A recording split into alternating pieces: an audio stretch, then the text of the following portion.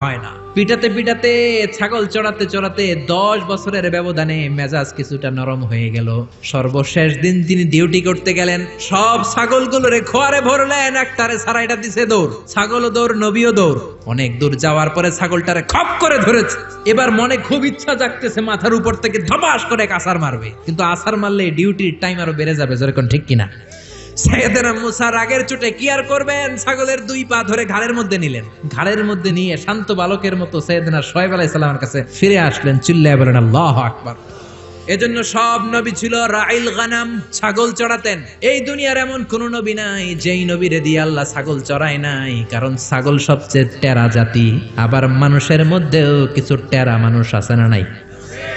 সোজাটা বোঝে না, বাঁকাটা, ভালোটা বুঝে না, মন্দটা, হকের কথা বলে না, শয়তানের দিকে দৌড়ায়, এরকম আছে না নাই? এজন্য আল্লাহ চাইলেন ছাগলকে আগে মানুষ করো, ছাগলগুলোরে ভালো করো, তখন মানুষগুলোকে ভালোভাবে মানুষ করতে পারবে। কোন ঠিক কিনা?